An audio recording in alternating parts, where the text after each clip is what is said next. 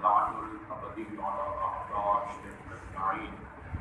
أما بعد فمن كلام مولانا أمير المؤمنين علي بن أبي طالب عليه الصلاة والسلام: من نظر إلى عيب نفسه لم ينظر إلى عيب غيره. نحن البلاغہ کے 3 حصے ہیں. پہلا حصہ وہ خطوط پر مشتمل ہے، اس میں آپ کے خطبے ہیں، اور دوسرا جو حصہ ہے وہ خطوط پر مشتمل ہے جو آپ نے اپنے مخالفین کو، معاویہ وغیرہ کو یا اپنے گورنروں کو آپ بھیجتے رہے ہیں. اور جو تیسرا حصہ ہے وہ کلمات اختصار کے نام سے، جس کو آپ اقوال ذرین کہتے ہیں، چھوٹے چھوٹے بڑے حکمت بھرے جملے، وہ آخری حصے میں ہے. ان جملوں میں سے جملہ نمبر یا حکمت نمبر 339 اس میں آپ نے 11 نصیحتیں کی ہیں. 11 نصیحتیں، ان میں سے ہم پہلی نصیحت کو آج بیان کرتے ہیں. اور اس پہلی نصیحت کو بیان کرنے سے پہلے میں بطور تمہید چند جملے عرض کروں گا. اس کائنات میں اللہ تعالیٰ نے 1,24,000 انبیاء اور ان کے علاوہ ہمارے 14 معصومین، ان کو اللہ نے معصوم پیدا کیا ہے. ان حضرت سمیت 1,24,000 انبیاء اور ہمارے 12 امام اور حضرت فاطمۃ الزہرا علیہ السلام، یہ معصوم قدیم ہستیاں ہیں. ان سے گناہ سرزد نہیں ہوتا، نہ بڑا گناہ جس کو گناہ کبیرہ کہتے ہیں، نہ چھوٹا گناہ.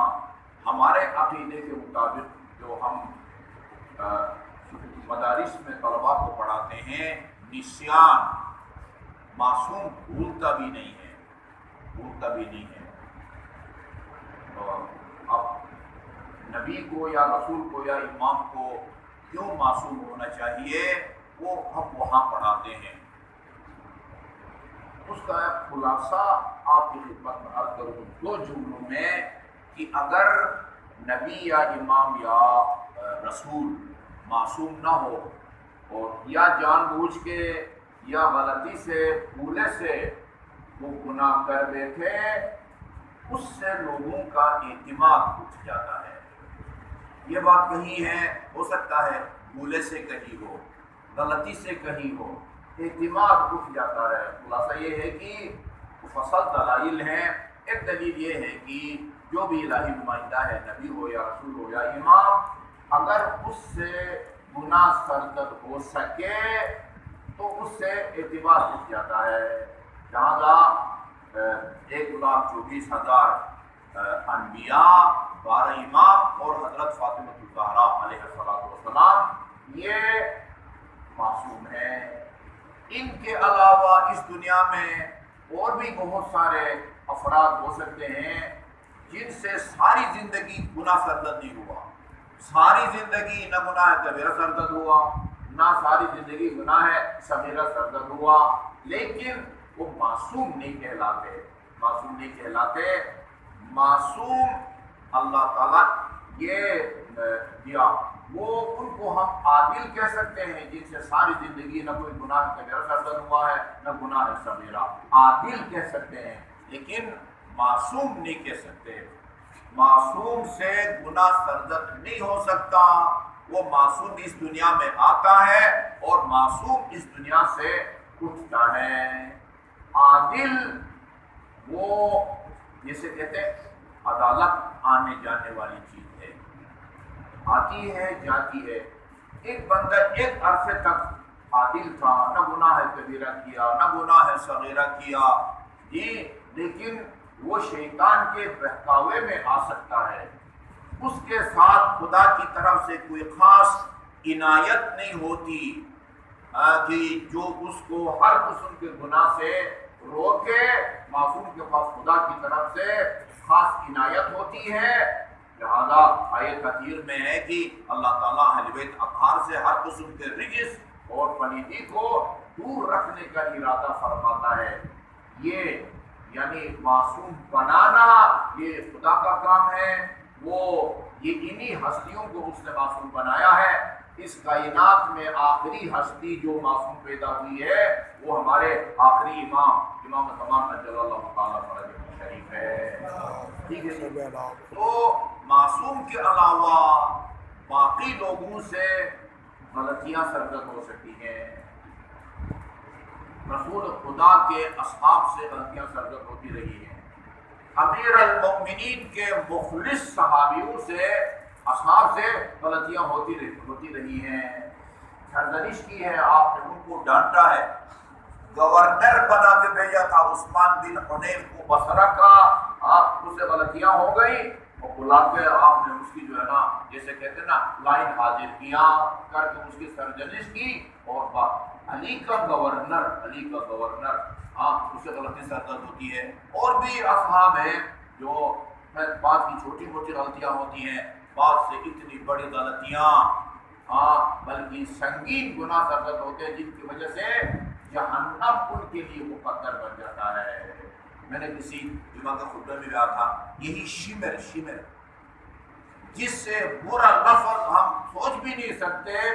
جنگ صفین میں حضرت علی کے ساتھ تھا, زخمی ہوا تھا, ٹانگ میں جو ہے نا وہ تیر لگا تھا. یہی تیر اگر دل کو لگ جاتا تو شہید ہو گیا تھا.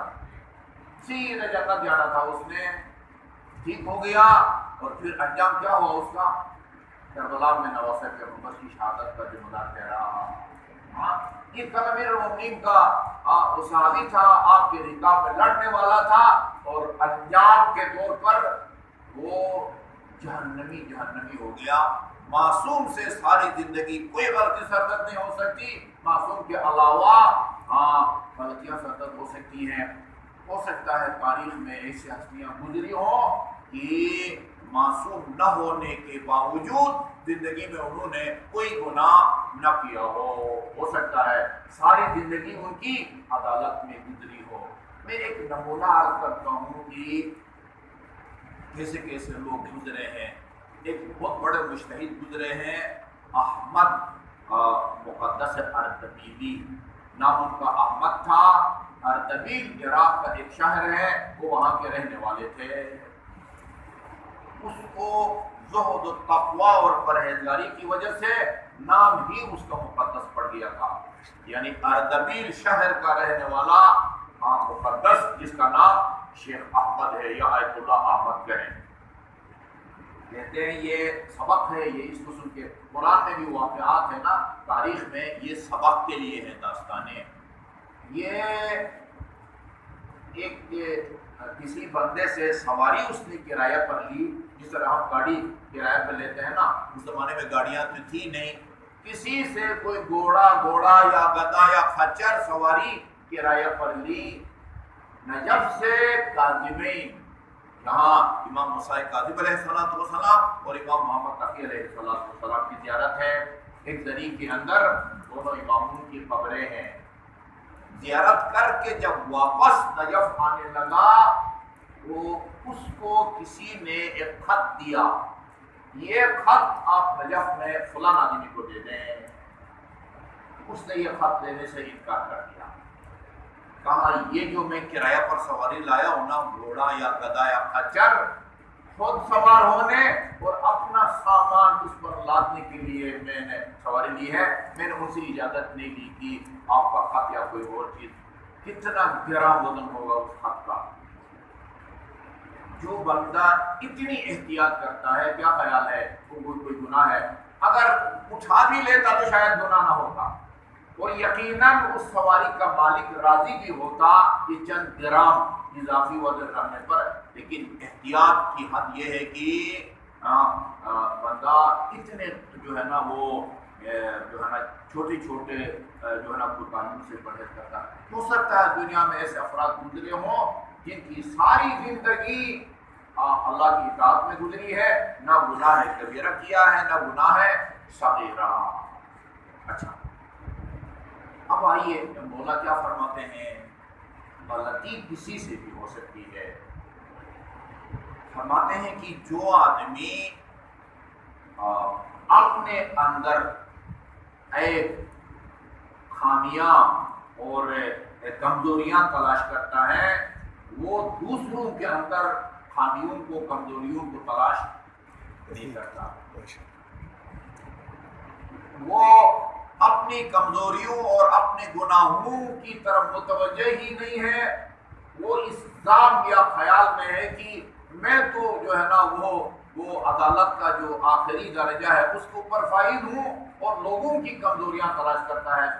وہ نماز نہیں پڑھتا ہے، وہ رشوت لیتا ہے، وہ نامحرم کو دیکھتا ہے، وہ حسد کرتا ہے، اور وہ چغل خوری کرتا ہے، لوگوں کے اندر وہ کمزوریوں کو تلاش کرتا ہے، گنتا ہے، اپنی کمزوریوں کی طرف متوجہ نہیں ہے۔ لہذا من نظر الی عیب نفسہ، جو اپنی زندگی میں اس بات کو معمول بنائے اپنی کمزوریاں تلاش کرے، وہ کبھی بھی دوسروں کی کمزوریوں کی طرف متوجہ نہیں ہوتا۔ جب دوسروں کی کمزوریوں کی طرف متوجہ نہیں ہوگا، پھر لوگوں کے سامنے ان کی کمزوریوں کو بیان نہیں کرے گا، چغل خوری کی نوبت نہیں آئے گی، غیبت کی نوبت نہیں آئے گی، حسد کی جو ہے نا وہ نوبت نہیں آئے گی۔